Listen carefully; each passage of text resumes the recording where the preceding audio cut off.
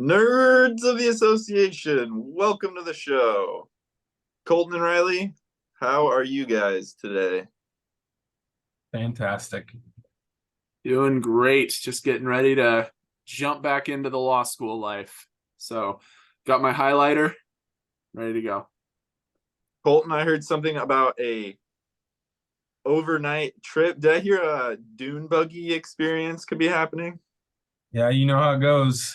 You go out to the beach, hit the dunes, got some four-wheelers going out there. It's gonna be a good time. Sounds great. It's a nice time of year to get over there right now.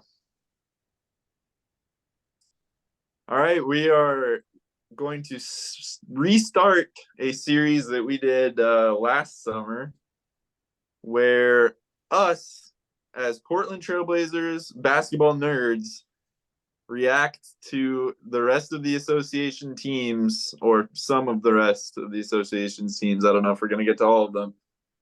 Today, we're going to start off by reacting to the Oklahoma City Thunder. Young team, full of talent, loaded, had a great season last year, made a really exciting run into the I can't even remember. Did they win the play-in? Did they get into the I think they lost in the play-in, right? Mm-hmm. Awkward. I can't remember. But either way, great young team led by the superstar scoring machine, Shai Gilgeous-Alexander, and surrounded with a lot of other young talent. So we're gonna break down their depth chart, talk about their odds this year of making a serious run. What do you guys think of the team? What are your kind of general overarching thoughts on the team? They're stacked. They are loaded with talent at almost every position with young, good players that can fit well together. I think that they have to kind of figure out what they're going to do with Giddey and Dort and SG. I mean, obviously you're building around SGA, Chet Holmgren, Jalen Williams, but that's a good problem to have. Like, as a Blazer fan, you want a lot of their players on their team. They got Isaiah Joe, just lights out shooter. They have the other Jalen Williams. I mean, you just go down the roster and they are set at every position. And I think Chet Holmgren is going to come out and shock some people this year. He was tearing up Summer League, which I know Summer League is just Summer League, but he has the talent to be just not only an anchor for them, but an offensive mismatch. And I just think they're the Thunder are one of the most interesting teams in the league this year, bar none, easily. Yeah, super interesting team. It would be a really exciting time to be a OKC fan, I think. And so in our last video, we took Bleacher Report to task because they had our beloved Trailblazers as like basically a G League team. But I also think that they're underselling OKC a little bit. They have OKC at 40 and 42. I think they're going to do better than that this year. I see them being more closer to a 50-win team, perhaps, at least maybe like 46, 47. I do think, though, if I have to find one fault with their roster construction right now, I think that their wings are a little on the small side. They kind of have that issue that the Blazers have had before, where small forward, power forward are like 6'6", and that's just not really big enough for a lot of teams in the league. Obviously, they have the benefit of having Chet to back things up, who is a very large guy, at least a very tall guy who can play vertically. So they have some backup assistants, but Jalen Williams is currently slotted at their starting power forward. He's 6'6". Dort is their small forward. I kind of think of him as more like a combo shooting guard, small forward. He's 6'4". So they're definitely playing that Blazers small issue that we've seen for years, but just an insane amount of talent. And yeah, I don't think they're going to be a 40-win team. I think they're doing better. The thing that really stands out to me about this team is they have one veteran player on the team, Victor Oladipo, who's coming off of a season-ending injury. There's just no one else that's even been in the league for more than probably Dort is their second longest served player, maybe SGA. Very, very young team. It's interesting that they haven't cashed in yet and kind of, maybe traded some of those picks, some of those young assets for a veteran or two to really make a run. It'll be interesting to see if they do that this year or next year. Usually, a team has to kind of get some veteran help around the young guys, some players who are real tested pros, maybe an enforcer or two. But maybe they don't need to do it. Maybe they'll be able to grow together and have a good season. I think that could be overall their downfall this year, though, is I don't see anyone on the team that has really any experience other than what they got last year during the play-in. The guys like Gilgeous-Alexander, Giddey, Dort, the Dorture Chamber, everyone's favorite. What school did he go to? I'm already blanking, but Arizona State, wasn't it? Or Arizona State. I'm looking it up. I thought it was one of the I could SoCal schools, but I think it's Arizona State. Yep, Arizona State Sun Devil, Pac-12 representing. R.I.P. R.I.P. Yeah, Pac-12 is gone, so let's not talk about that. We should just do a whole video on that. It's not even NBA news, but that's a crazy situation in and of itself. But yeah, the lack of veterans really stands out for me. A lot of young talent, obviously, but I think that probably for them to make the next step, they're going to have to, like I said, cash in and try to get a established guy or two to maybe fill out in the forward positions potentially. Yeah, but they're so well positioned to do that. They're almost kind of running into a problem because they still have so many first round picks. It's like an embarrassment of riches, but you can't draft all the players for the picks that they have with the contracts that are going to have to be handed out to these players. It's always good to have cheap young talent. They picked up Case and Wallace, I believe, in the draft, but they're going to have to at some point kind of consolidate. And what they could do is that if they want, they could always just trade up. They could every draft just take one rookie and always trade up. But they're in good position. Like if they wanted to swing for any star, they're the best equipped team in the league to trade for basically any star, other than the fact that they're OKC. But if you get them on board, the star, like they've done before with Paul George, they swooped in and traded for Paul George. It ended up, they ended up getting didn't work out. But no, it did though. It worked out. They got SGA out of it. Not him, not Paul George, but what they're able to get for him. They got a star. They took a swing, and then it worked out for them. They got tons of assets for Paul George, including SGA. And then it could be argued whether that's working out. I mean, they got assets, but it wasn't like that's what they were trying to do when they traded for Paul George. They were trying to compete. My point is they haven't been competitive since Kevin Durant left. So, but my point is they got Paul George. They traded for a star. They can do it again. They can just trade for a star. This is funny. This SI.com article that I just pulled up says the OKC Thunder could help facilitate Damian Lillard trade for Miami. And I think a lot of Blazer fans have kind of looked at the cachet of assets that OKC has and hope that we could somehow get in on that. I don't think it's happening. Yeah, I don't really know. Just like the Blazers are in the same problem. They don't really want anything. They don't want Tyler Hero. I don't really think OKC wants him that bad enough either to give up those valuable assets. But it does seem like it's going to take a team like that to get involved for the Blazers to get anything back that they'd actually want. But this is not a Blazers video. Let's keep talking about the Thunder. Speaking on the Thunder, though, it is possible with all the assets that they have that if you get a fourth team involved, something like that, just a team that has those real ground, those like root, assets could end up getting involved because there is a team out there who has something that they would want.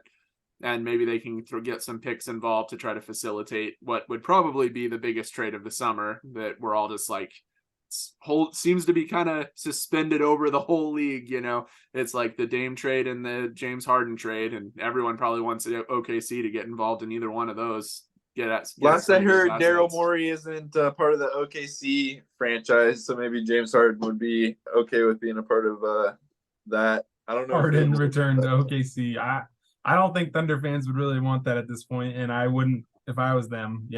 Harden was good for them, but I just am curious to see what happens with their roster as a whole. For like, I don't love the outside shooting that they have in the starting lineup. I think that Isaiah Joe is a good shooter, and I know that development can happen with shooting, but they might look to get a shooter. You're right. They might look to add some size, but Jalen Williams really took the league by storm last year. He was such a great value pick where they picked, and he just fit them like a glove. Every time that the Blazers, or I watched them even when they didn't play the Blazers, but every time they played the Blazers, man, Jalen Williams is for real. Both the Jalen Williams had a good rookie season, but Jalen, I don't know the nicknames because I'm not J-Dub or J-Will. It's probably J-Dub. Like, sorry, Thunder fans. I don't know the lingo for the nicknames. J-Dub's the one you're talking about. Okay, J-Dub. Well, I'm educated now. J-Dub is a problem. SGA is a problem. I'm telling you guys, just watch Chet Holmgren. As long as he doesn't take a charge from LeBron on the first possession and get hurt, because he just needs to stay in bubble wrap, because he is a very unique player. He can match up with guys like Victor Wembanyama, maybe better than a lot of the players in the league. And I think his scoring is going to be a mismatch too. Like, he's such a unique player. I like all these guys, but I really don't know if Shai, Giddey, and Jalen Williams, if they can all coexist. They all kind of play the same way. All great playmakers, passers, ball handler type of players. But like you mentioned, the three of those guys kind of leaves you wanting a little bit for shooting and size.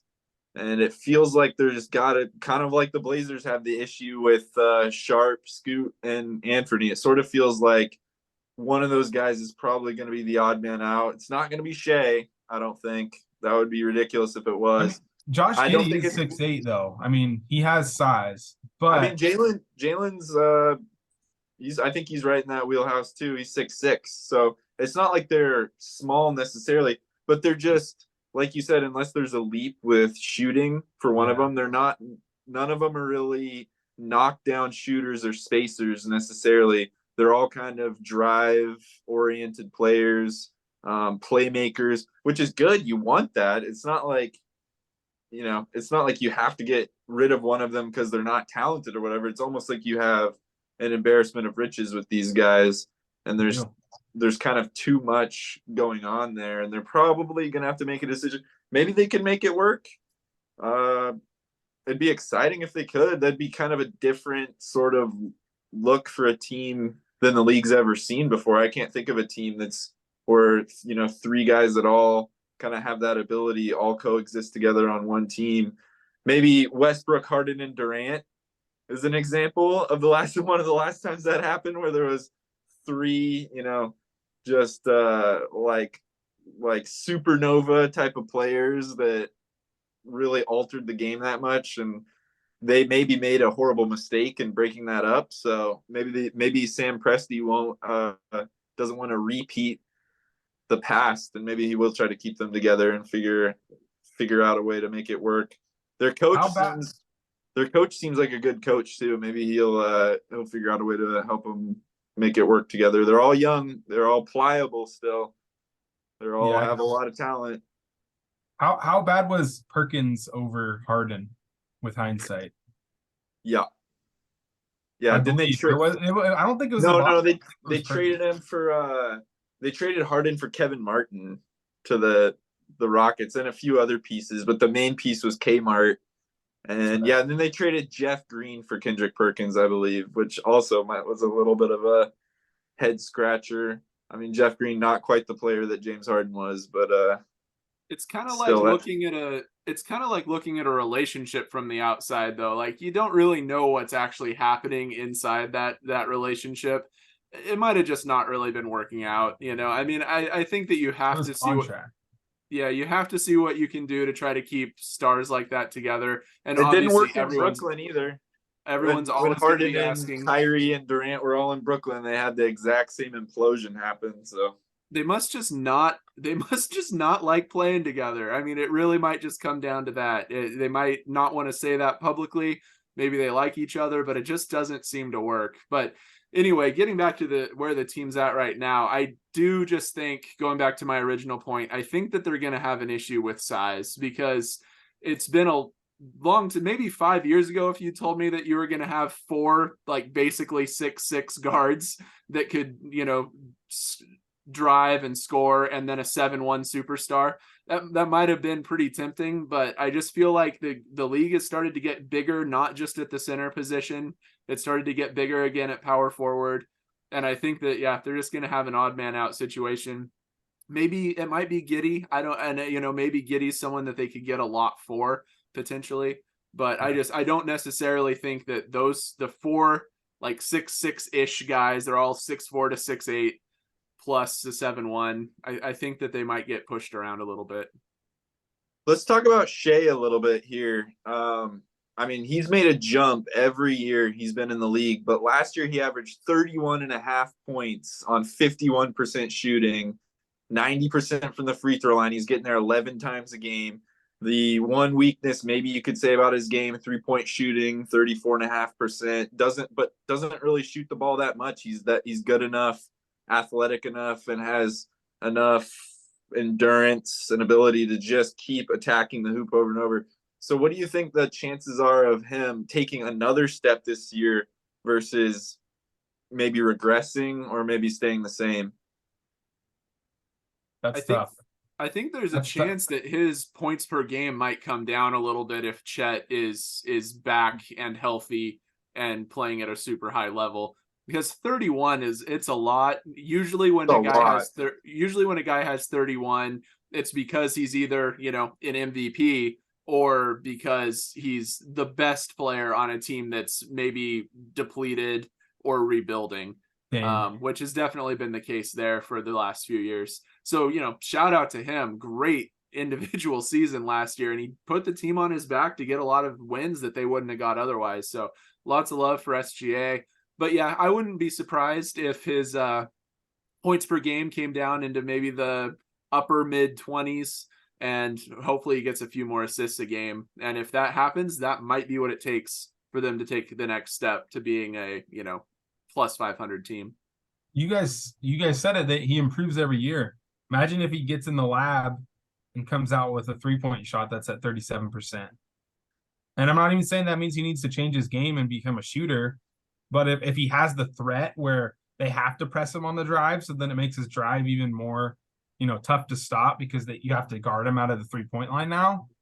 I mean, the guy knows how to get fouled. Let's just say that. I mean, he's not maybe head snap James Harden, but he knows how to get fouled. So he's got that as part of his game. He finishes at the rim. He can shoot from the mid range. But if he gets the 3-point percent up to like 37, his points per game might go down, but he might even be a better player, and the Thunder could skyrocket if that happens. If he has the kind of statistical season he had last year and the team stays healthy, I think he's an MVP candidate, because I think that there's almost no way that team's not getting 50 plus wins and, competing in the playoffs legitimately as a threat. So it might take a trade or two to get some more help in there. But man, if he puts up those numbers and they have Chet down low, which is definitely what they were missing last year in the play, they had no size in the play-in, they're going to be a serious problem. But like you guys, I think that, or at least like Riley, I think that his points per game will probably tick down a little bit. But that might not be the worst thing in the world for him or the team. We'll see what happens. I totally, to like kind of bring it around to what you guys were saying, like they do need vets. So keep an eye out for them at the trade deadline, honestly. If they, like, imagine if they're already ahead of schedule and they're kind of where you're saying at the 50 win mark, and there's like a superstar that asks out, maybe like a wing, and they just want to go all in right now, they could. Luka. Luka, yeah. I mean, He would be another. He would be I don't like know if another Williams, Alexander, but taken to the highest level. you can't turn it down probably, but I mean, maybe you could because the fit. But yeah, what if a wing comes available? I think the Thunder are a serious threat. Last year, I was really high on the Pelicans before the season, and before their injuries to Zion, they were the second seed. I really thought they were going to be good. This year, I think it's going to be the Thunder. That was the Pelicans for me of last year, where I think they're going to be really good. And if people are underrating them, it's at their own peril because they're going to be a problem this year if they're all healthy. Before we say goodbye, let's talk about Chet just a little bit more. Um, Obviously missed all last season with what was it, Liz Frank injury, or however you say that. What do you guys think his chances of winning Rookie of the Year are? I think he's probably right up there with Victor and Scoot in that conversation. Maybe you could throw a name in or two other than that, but I think that he's going to be right up there. I think that maybe just the talent surrounding him could either it could help or it could hurt his case. I think that he probably won't quite have the stats that Wembanyama and Scoot might put up just because the lack of any other options on those teams. But if he really anchors the defense and if he presents that matchup problem like you were talking about, and if him and Gilgeous-Alexander, him and Giddey, him and Williams can develop any kind of pick and roll chemistry, or if he can get chemistry with two of those guys or three of those guys, he's going to be right up there. He's going to be a big problem and right up there in the Rookie of the Year race.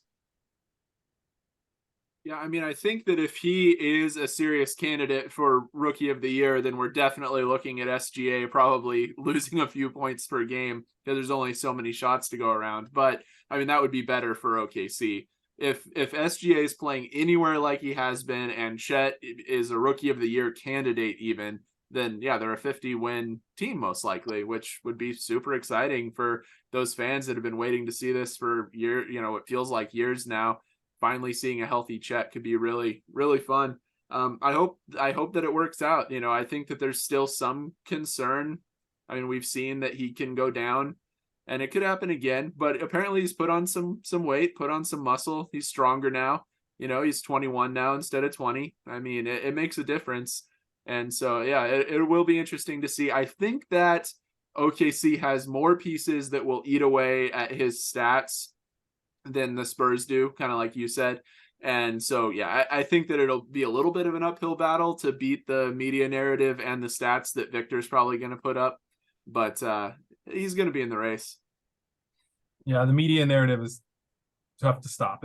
If Victor puts up similar numbers to Chet, just straight up comparison, Victor will win the award because he's hyped as the next great thing. I do think he's probably third in the rankings, in my opinion. I think it's Wemby and then Scoot, as we've talked about. Blazer fans might sound like a bit of bias, but honestly, just because he's going to have the ball in his hands a lot and he's talented, he's that kind of a player. He's going to get a lot of shots, going to get a lot of opportunities. So, but yeah, Chet is lurking there, and he has the talent to win Rookie of the Year. You guys are probably right.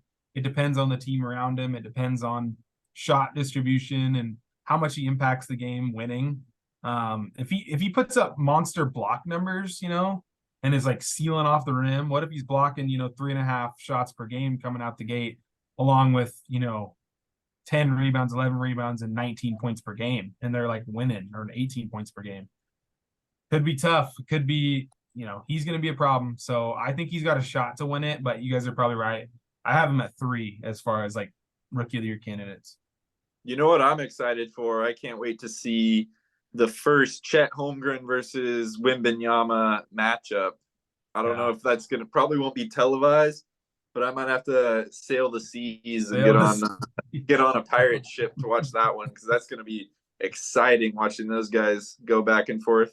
Totally. It's going to be an exciting year for the Thunder. It's going to be an exciting year for the NBA. We will continue to do these series, react to different teams throughout the league as we see fit.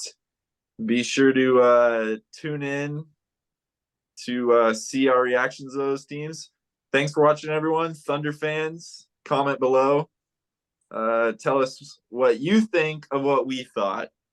We're perfectly open to criticisms or praise of all kinds. Especially Thanks for watching, everyone. See you next time. Bye.